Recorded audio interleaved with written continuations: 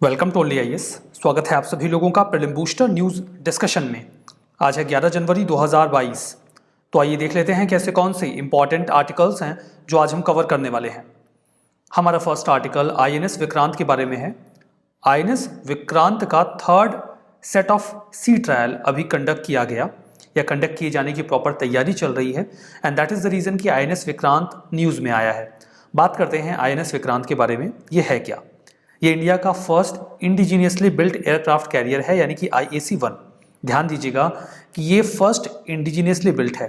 ये फर्स्ट नहीं है बिकॉज हम ऑलरेडी एक एयरक्राफ्ट कैरियर ऑपरेट कर रहे हैं। तो जो आईएनएस विक्रांत है ये पहला ऐसा है जिसे इंडिया खुद ही बना रहा है। इसे डिज़ाइन किया गया है इंडिया की नेवी की डायरेक्टोरेट ऑफ नेवल डिज़ाइन यानी कि DND है, उनके द्वारा डिज़ाइन इन्होंने तैयार करी है कि इस कैरियर का डिज़ाइन क्या होगा। फर्दर इसे बनाया जा रहा है कोचीन शिपयार्ड लिमिटेड के द्वारा, जो कि एक पब्लिक सेक्टर शिपयार्ड है, मिनिस्ट्री ऑफ शिपिंग के तहत काम करता है। इनका काम शिप बिल्डिंग का बेसिकली होता है। नाम रखा गया है विक्रांत क्योंकि इसके पहले इंडिया का जो पहला एयरक्राफ्ट कैरियर था उसका नाम विक्रांत R11 हुआ करता था। अभी वो डीकमीशन किया जा चुका है, लेकिन उसी के नाम पर इसका नाम विक्रांत रखा गया है। आईएनएस विक्रांत का मोटो है जयेम शम युधि स्पृधा। इसका मतलब ये है कि मैं उन सभी लोगों को हराऊंगा जो मेरे खिलाफ लड़ाई लड़ेंगे। I defeat those who fight against मी।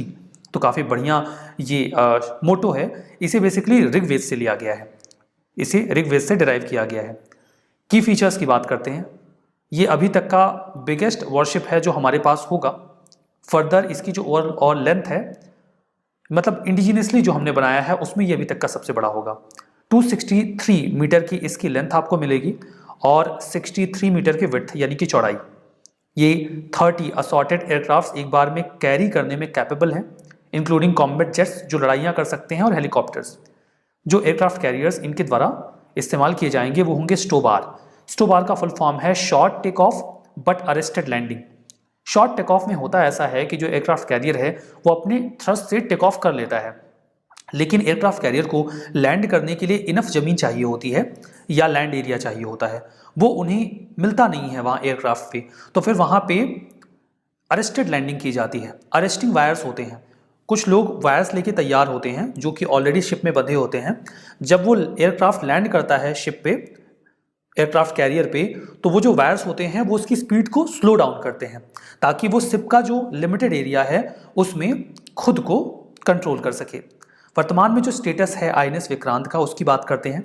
ये सिंगल एयरक्राफ्ट कैरियर है जो यहाँ पर देखिए राइट नाउ एक एयरक्राफ्ट कैरियर जो इंडिया ऑपरेट कर रहा है वो है आईएनएस विक्रमादित्य, जिसकी हम बात कर रहे थे कि आईएनएस विक्रमादित्य राइट नाउ हम यूज़ कर रहे हैं, लेकिन ये हमारा इंडिजीनियसली बिल्ट नहीं है बिकॉज हमने इसे रशिया से खरीदा था। तो ये जो आईएनएस विक्रांत होगा ये इंडिजीनियसली बिल्ट होगा, हमारे द्वारा खुद का बनाया गया होगा। उम्मीद ये की जा रही है कि अगस्त 2022 से आईएनएस विक्रांत सर्विस में आ जाएगा। इसके बाद इंडियन नेवी प्लान कर रही है एक और इंडिजीनियस एयरक्राफ्ट कैरियर बनाने को लेकर। उसका नाम उम्मीद ये है कि आईएनएस विशाल रखा जाएगा। तो इसके सर्विस में आ जाने के बाद कुछ समय के लिए हमारे पास 2 एयरक्राफ्ट कैरियर्स होंगे, जिनमें एक होगा आईएनएस विक्रमादित्य और दूसरा होगा आईएनएस विक्रांत। उम्मीद करते हैं कि जल्दी इंडियन नेवी में इंडक्ट कर दिया जाएगा और ये काम करने लगेगा। हमारा नेक्स्ट आर्टिकल है एशियन इंफ्रास्ट्रक्चर इन्वेस्टमेंट बैंक के बारे में, यानी कि AIIB के बारे में। जो farmer reserve bank of India के गवर्नर रहे हैं उर्जित पटेल जी, इन्हें अभी हाल ही में वाइस प्रेसिडेंट अपॉइंट किया गया है Beijing based Asian infrastructure investment bank का, यानी कि AIIB का। ये है क्या? ये एक मल्टीलैटरल डेवलपमेंट बैंक है। मल्टीलैटरल का क्या मतलब हुआ? मल्टीलैटरल का मतलब ये है कि यहाँ पे कई सारी कंट्रीज इन्वॉल्व होती हैं। ऑब्जेक्टिव क्या है इनका? ऑब्जेक्टिव तो बेसिकली यही है कि सोशल और इकोनॉमिक आउटकम्स एशिया और बियॉन्ड के रीजन के इन्हेंस किए जाएं। ध्यान दीजिएगा कि वैसे तो नाम में है एशियन इंफ्रास्ट्रक्चर इन्वेस्टमेंट बैंक, लेकिन इसकी मेंबरशिप या इनकी एक्टिविटीज़ केवल एशिया में लिमिटेड नहीं है, रैदर ये उसके बियॉन्ड भी अपनी एक्टिविटीज़ परफॉर्म करते हैं। ये एक इंपॉर्टेंट पॉइंट रहेगा, ध्यान दीजिएगा। फर्दर देखिए, ये कोशिश करते हैं कि सस्टेनेबल इंफ्रास्ट्रक्चर में इन्वेस्ट करें, ऐसा इंफ्रा जो हमारे क्लाइमेट को नुकसान ना पहुंचाए, लंबे समय तक बना रहे और प्रोडक्टिव बना रहे। ठीक है, इसके जरिए लोगों को, सर्विसेज को और मार्केट को कनेक्ट करने की कोशिश की जाती है जिससे बिलियंस ऑफ लोगों की लाइफ में बदलाव आए। इसे देखिए AIIB आर्टिकल्स ऑफ एग्रीमेंट के माध्यम से स्टैब्लिश किया गया था और ये दिसंबर 2015 में इफेक्टिव हुआ। दिसंबर 2015 से ये इफेक्टिव होने के साथ ही साथ काम करने के लिए तैयार हो गया। हेडक्वार्टर्ड है चाइना के बीजिंग में और इसने अपने ऑपरेशंस को जनवरी 2016 से शुरू किया। अब यहाँ पे देखिए दिसंबर 2015 में इफेक्टिव ही हुआ है, फोर्स में ही आया है, तो काम करने की तैयारियों में थोड़ा समय तो लगेगा।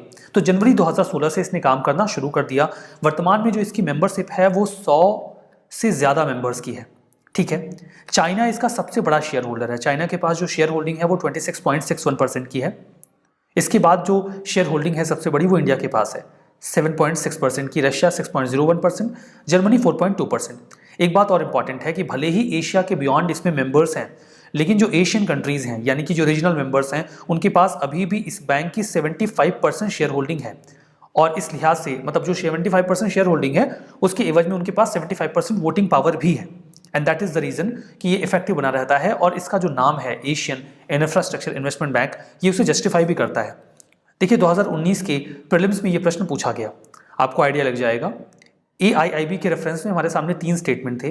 पहला तो ये था कि इसमें 80 से ज़्यादा मेंबर्स हैं, दूसरा कि इंडिया के पास इसकी लार्जेस्ट शेयर होल्डिंग है, और तीसरा कि इसमें कोई भी मेंबर एशिया के बाहर का नहीं है। अब आपको बताना है कि कौन सा सही है कौन सा गलत।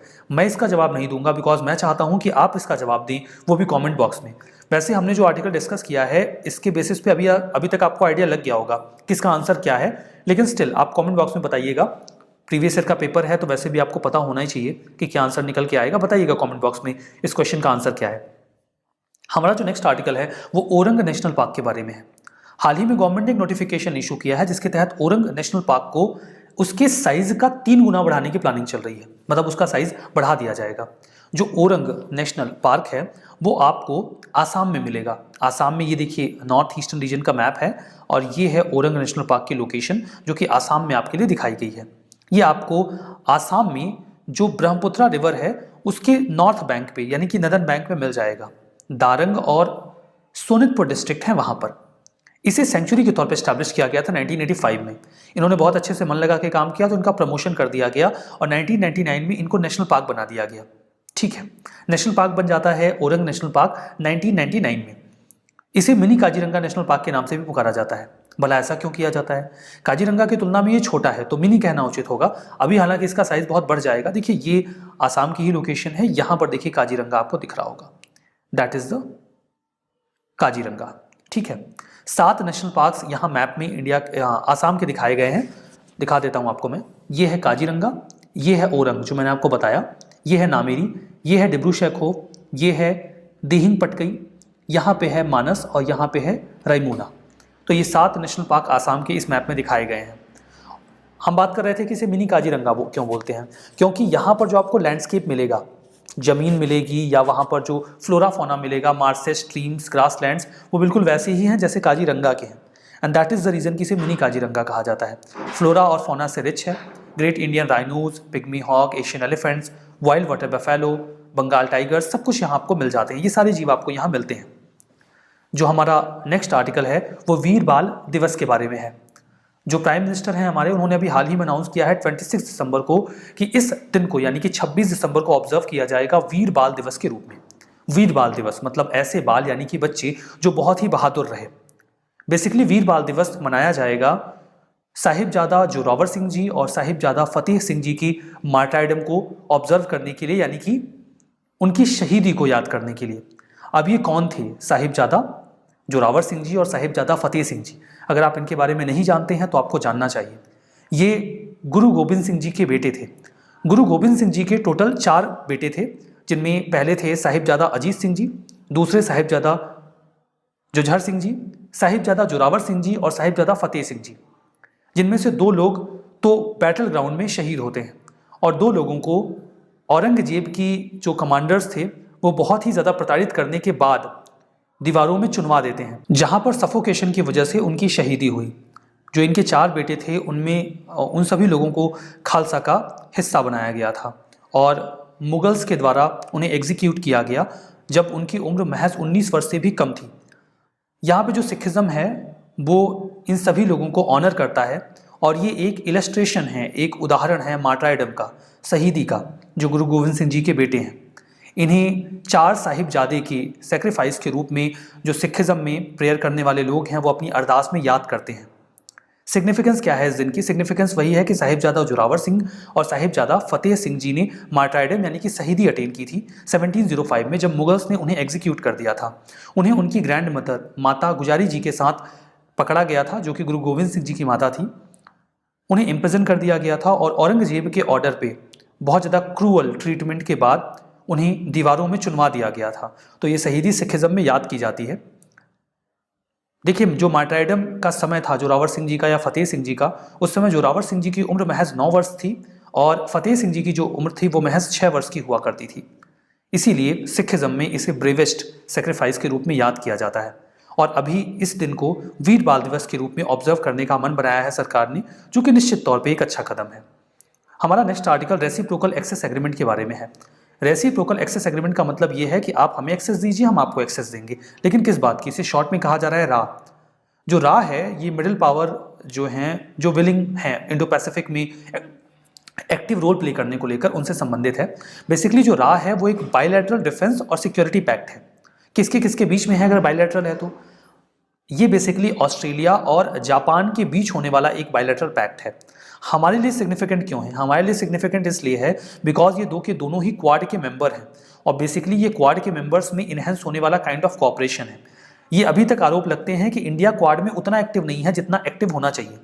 क्वाड की ये दो मेंबर्स आपस में डिफेंस और सिक्योरिटी पैक्ट स्ट्रॉन्ग कर रहे हैं, जिसके माध्यम से वो अपनी मिलिट्री ट्रेनिंग और मिलिट्री ऑपरेशंस को एक साथ शेयर्ड मैनर में कंडक्ट कर पाएंगे, जिससे डिफेंस फोर्सेस को क्विकली आसानी से डिप्लॉय किया जा सकेगा और कम एडमिनिस्ट्रेशन की रिक्वायरमेंट रहेगी। फर्दर कुछ और बातें देखते हैं इसी आर्टिकल में।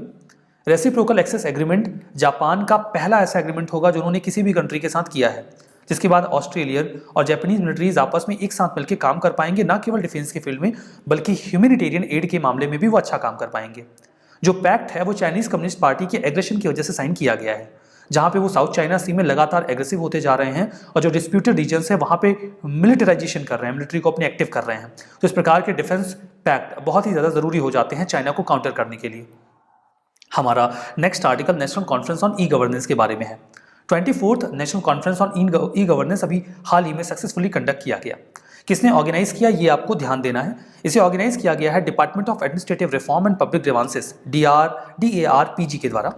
इसके अतिरिक्त ministry of electronics and information technology MeitY, जो कि स्टेट गवर्नमेंट जो तेलंगाना की है, उसके एसोसिएशन में इसे पूरी तरीके से ऑर्गेनाइज किया गया। तो तेलंगाना की जो स्टेट गवर्नमेंट है वो भी इसमें इन्वॉल्व है, ये भी आपको याद रखना है। थीम रही इंडियाज टेकेट, डिजिटल गवर्नेंस इन पोस्ट पैंडेमिक वर्ल्ड। क्या है बेसिकली? पर्पस ये था कि एक प्लेटफॉर्म प्रोवाइड करवाया जाए सभी लोगों के लिए, गवर्नमेंट ऑफिसर्स के लिए, इंडस्ट्री के जो मेंबर्स हैं उनके लिए, रिसर्चर्स के लिए, ताकि best practices, latest technological development को ये आपस में शेयर करें और देखें कि हम पब्लिक सर्विस डिलीवरी को और कैसे बेहतर कर सकते हैं। इसी दौरान कॉन्फ्रेंस के national award for e governance भी प्रेजेंट किया गया, ताकि जिन लोगों ने ई गवर्नेंस में एक्सीलेंस अचीव की है उन्हें इंसेंटिवाइज किया जाए। इन बिटवीन एक और इंपॉर्टेंट बात रही and that was Hyderabad declaration. I repeat, Hyderabad declaration इसी कॉन्फ्रेंस के दौरान तैयार किया गया। हैदराबाद जो डिक्लेरेशन है वहाँ पे बेसिकली ऑब्जेक्टिव ये रहा कि जो सिटीजन्स हैं गवर्नमेंट हैं उन्हें नज़दीक लाया जाए, ताकि जो सिटीजन सर्विसेज हैं, जो सर्विसेज गवर्नमेंट की ओर से लोगों को दी जाती हैं, उन्हें और इम्प्रूव किया जा सके। हमारा नेक्स्ट आर्टिकल पहले multi dimensional adventure sport expedition के बारे में है। मल्टी डायमेंशनल एडवेंचर मतलब एडवेंचर तो आपको समझ में आ रहा होगा। मल्टी डायमेंशनल क्यों बोल रहे हैं? बिकॉज इसमें कोई एक एडवेंचर स्पोर्ट इन्वॉल्व नहीं था, बल्कि एक से ज़्यादा एडवेंचर स्पोर्ट्स इन्वॉल्व थे। एक प्रकार का एक्सपीडिशन था। इसमें कौन लोग शामिल थे और किस प्रकार के स्पोर्ट्स जो एडवेंचर से रिलेटेड हैं वो शामिल थे, उस पर बात करते हैं। हाल ही में डिफेंस मिनिस्टर ने फ्लैग इन किया जो इंडिया का पहला multi dimensional adventure sport expedition है उसे। ये जो एक्सपीडिशन है वो फ्रांस के लिए है, जो एक्चुअली में ऑर्गेनाइज किया जा रहा है national institute of mountaineering and allied sports निवास के द्वारा। हालांकि ये स्पोर्ट केवल फ्रांस में नहीं रहेगा, और भी एंटिटीज इसमें या और रीजन्स इसमें इन्वॉल्व रहेंगे। आज़ादी का अमृत महोत्सव का हिस्सा है ये। नवंबर 2021 में इसे कंडक्ट किया गया था। डायरेक्टर जो रहे निमास के कॉलोनल सरफराज सिंह जी, उन्होंने ही इसे स्टार्ट किया। 12 लोग इसमें शामिल थे, ठीक है। उनकी जो डायरेक्टर थे सरफराज सिंह जी, उन्होंने ही इस टीम को लीड किया था, जिसमें 8 तो आर्मी पर्सनल थे और 4 अरुणाचल प्रदेश के यंगस्टर्स थे। क्या था स्पोर्ट इसमें? क्या था इसमें? देखिए 250 किलोमीटर की तो विंटर ट्रैकिंग थी, मतलब जो पहाड़ी होती है उस पर चढ़ाई करनी थी सर्दियों वाले बर्फीले पहाड़ों पे, जो कि आल्प्स माउंटेन पे, ये आल्प्स माउंटेन रेंजेस पर चढ़ाई करनी थी। फर्दर साइकिलिंग करनी थी आल्प्स माउंटेन रेंज से लेकर इंग्लिश चैनल तक, डुंकिक तक, फ्रांस, स्विट्जरलैंड और बेल्जियम से होते हुए। फर्दर मेडिटेरेनियन सी में स्कूबा डाइविंग भी करनी थी। तो आपने देखा कि एक से ज़्यादा एडवेंचरस स्पोर्ट्स इसमें शामिल है। बात करते हैं निमास के बारे में। निमास एक एडवांस स्पोर्ट ट्रेनिंग इंस्टीट्यूट है। वेस्ट कामेंग डिस्ट्रिक्ट जो अरुणाचल प्रदेश का है वहाँ पर सिचुएटेड है। मिनिस्ट्री ऑफ डिफेंस के तहत ये काम करते हैं। तो आइए रिविजन कर लेते हैं। INS विक्रांत ये स्ट्रेटेजिक स्ट्राइक न्यूक्लियर सबमरीन है, गलत।